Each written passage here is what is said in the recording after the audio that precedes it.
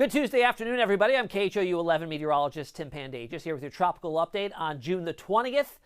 2023, we've got a named storm out there, second of the season. That is Bret. Tropical storm at the moment, barely a tropical storm, and a tropical wave right behind it that's tagged Invest 93L. Remember, Invest stands for investigative area. 93 recycles 90 to 99, just to keep track.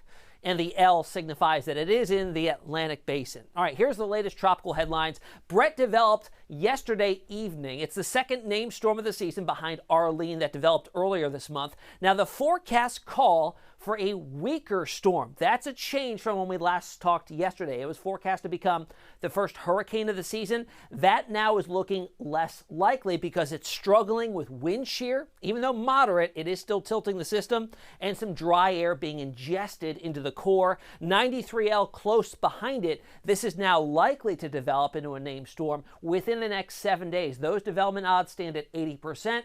The next name on the list would be Cindy. So typically in June, as we talked about yesterday, these are the areas that we look for tropical development early in the season. The Gulf of Mexico, the far western Caribbean, and the southwest Atlantic, right along the southeast coast of the United States. That area right now is completely quiet. We're not watching any areas of concern in those spots. However, the main development region that typically is reserved for later in the season, when things really start to get going and waves come off the African coast and develop quickly, we're seeing that area much more active than is typically expected this time of the year. With Tropical Storm Bret developing there, it is still about 1,000 miles off to the east of the Leeward Islands. So a lot of time before that gets there, likely not until Thursday afternoon and Thursday evening. And then we've got 93L. You can see the development odds there now standing at 80%. All right, let's look at it on satellite imagery now. We'll start off with the infrared on Tropical Storm Bret. Remember, this is the infrared satellite imagery that takes temperatures of the cloud tops. And why that's important, when we get the colder cloud tops, that indicates to us the convection is stronger, higher up in the atmosphere, and the system is strengthening. 12-hour loop here does show some whites and black shades showing on up. That is colder cloud tops, meaning convection is a little bit stronger. Take note of what's happening here in the last couple of frames, and excuse the blip that you'll see here. That's an error in the overall run of the satellite imagery. But notice in the last frame here, you'll see a impulse fire up here with some convection right near the center. You see that there? Even though it has trended a little bit weaker or almost stagnant in terms of intensification, that could be the first sign of it's trying to get its flare-up of convection going once again. However, it is running up against two things that we talked about were not an influence on it yesterday that are today. And that's going to be wind shear and some dry air getting pulled into the system. You can see evidence of the wind shear. It's not terribly strong, but it is moderate coming in out of the southwest. You see these cloud tops here getting blown from the southwest to the northeast, orienting that. You can see here on the visible that the exposed low-level center is peeking out from time to time off to the west of all the convection here that's displaced off to the east and northeast of that center there. Will it realign? Certainly could do so, and that flare-up of convection near the center may be the beginning stages of that, but right now you can see some wind shear interacting with that and some dry air too that's located just off to the west of that center. So here's the updated forecast track from the National Hurricane Center. Again, still at 40-mile-per-hour winds.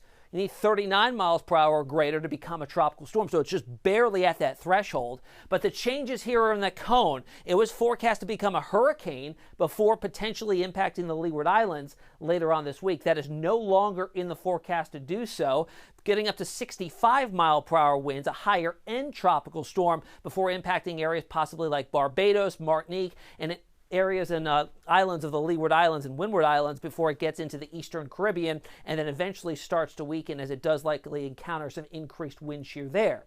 Now, right behind it, off to the east of the of Tropical Storm Bret, we've got Invest 93L. And you see the development odds here within 2 days at 70%, still considered high, and at 80% within the next 7 days. Look at it on infrared satellite here. If I wasn't plotting where the center is supposedly located, you wouldn't really be able to tell. It's just basically a big cluster of disorganized thunderstorm activity, and that thunderstorm activity is pretty much benign at the moment. Then we switch it over to visible satellite, and you could still see the remnants of a broad spin.